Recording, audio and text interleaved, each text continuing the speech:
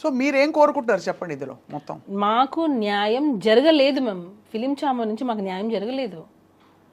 One side తీసుకున్నారని, మా side ఇచ్చిన సాక్ష్యాలు ఏమీ తీసుకోలేదు. తల్లి మీకు తెలుసు సుమలత, ఆడపిల్లకి సంబంధించిన విషయం అంటే ఖచ్చితంగా అంటే ఫస్ట్ ఆడపిల్లకి సంబంధించిన విషయం అయితే తీసేసుకుంటారా మ్యామ్? అలా కాదు, ఇంత పెద్ద అది కూడా ఇది పోక్సో, నేను ఇందాక చెప్తున్నాను కదా, POCSO is a very powerful act. కాబట్టి ఆ డ్యూ డిలిజెన్స్ జరగాలి, డ్యూ కోర్స్ ఆఫ్ ఇన్వెస్టిగేషన్ జరగాలి. ఆ జరిగి ఖచ్చితంగా ఒక నిర్ధారణకి రావాల్సిన టైం పడుతుంది. కానీ ఈ మధ్యలో ఏంటంటే ఫ్యామిలీకి, మీ కుటుంబానికి ఒక పెద్ద ట్రయల్ ఇది. అది ఏం ఫస్ట్ ముఖ్యంగా మీకు అసలు సంబంధమే లేదు ఈ విషయాలన్నిటితో. మీకు ఒకటే ఏంటంటే, మీరు ప్రస్తుతం జానీ మాస్టర్ గారి భార్య అండ్ ఈ విషయాలన్నీ చూస్తూ ఇక్కడ మీ భర్తని జైల్లో వెళ్ళి చూడాల్సి వచ్చింది. So it is your trauma ఖచ్చితంగా. ఎప్పుడైతే ఒక ఫేక్ కేసు పెట్టి జడ్జిమెంట్ ఇది రాంగ్ అని ప్రూవ్ అయిన రోజు, ఎవరైతే ఫేక్ కేసెస్ పెడతారో వాళ్ళకి శిక్షలు పడాలి. ఇంకొకసారి ఫేక్ కంప్లైంట్ పెట్టాలి అనే ఆలోచన రాకూడదు, అలాంటి సెక్షన్స్ రావాలి. ఇవి బ్లాక్ అండ్ వైట్లో ఉంటాయని కూడా మనం అనుకోవట్లేదు. ఎందుకంటే ఇది ఫేక్ కేసు అనడం కంటే కూడా ఇంటర్ప్రిటేషన్ ఆఫ్ ద ఇన్సిడెంట్స్ మీద ఆధారపడి ఉంటుంది జరిగిన ఇంట్రొడక్షన్. నేను ఇప్పుడు అదే చెప్పాను మ్యామ్. ఫోక్సో అనేది నువ్వు మొన్న రమణగౌడ్ గారు ఇంటర్వ్యూ ఇచ్చారు, ఏసీపీ రమణగౌడ్ గారు. ఏమని చెప్పారంటే, కోర్టు నిర్ణయిస్తుంది చేశారా లేదా అనేది, కోర్టు నిర్ణయిస్తుంది. అవును, నేను చూసేది ఏంటంటే కంప్లైంట్లో ఆ కంప్లైంట్ బేసిస్ చేసుకొని మేము ఇన్వెస్టిగేషన్ స్టార్ట్ చేస్తాం. అదే చెప్పారు వాళ్ళు. అంటే వాళ్ళు చూసేది కంప్లైంట్, ఫోక్సోలో చూసేది కంప్లైంట్ మాత్రమే. సో ఆ కంప్లైంట్లో ఏముందో అదే ఫాలో అవుతారు వాళ్ళు. అది అవునా కాదనేది కోర్టు వీళ్ళు డిసైడ్ అంటున్నారు. కరెక్టే.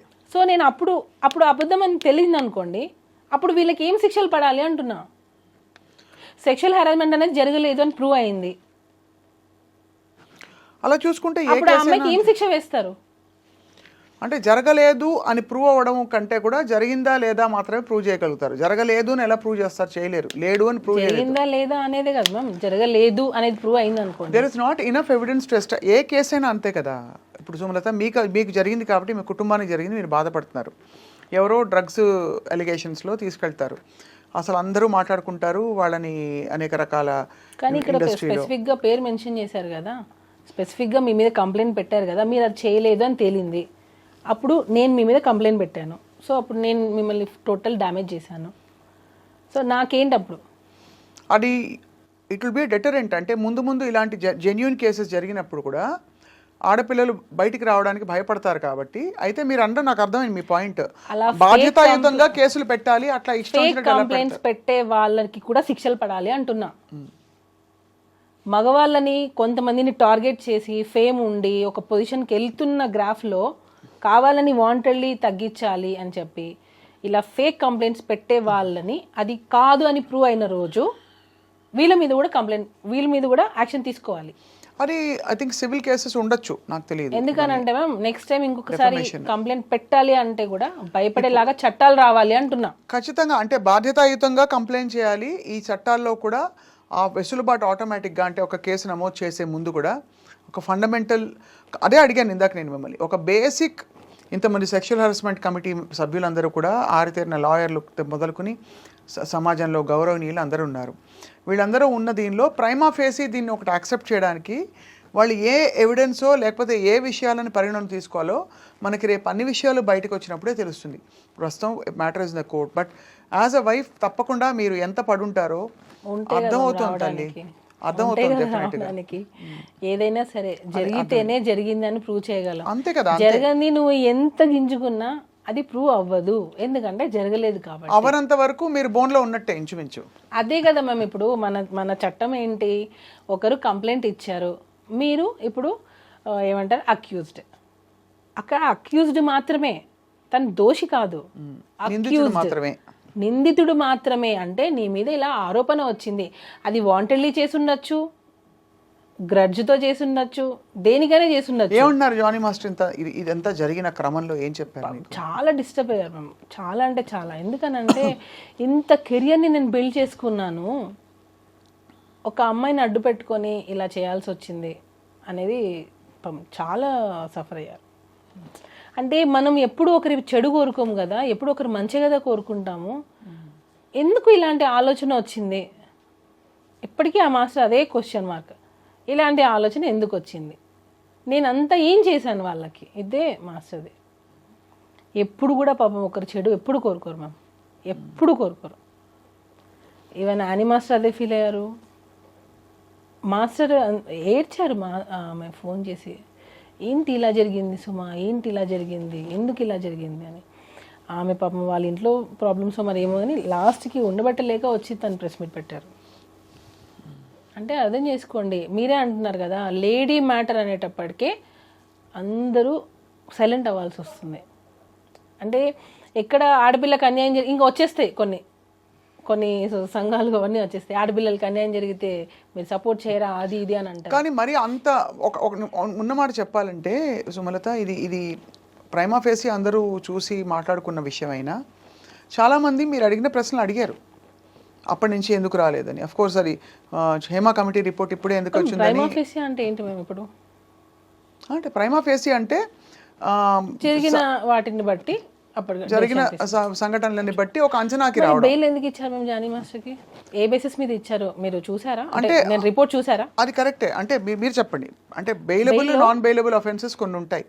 అంటే ఈ వ్యక్తి వల్ల తారుమారు చేసే పరిస్థితులు ఉంటాయి, వాట్ ఎవర్. అది రిమాండ్, అది ఇన్వెస్టిగేషన్ ప్రాసెస్ కోసం అది జనరల్గా పెడతారు. చాలా మంది ఆడియన్స్కి కొంతమంది అంటే అందరూ చదువుకొని ఉండరు, కొన్ని ఫైనాన్షియల్ చదువుకోలేకపోయి ఉండొచ్చు.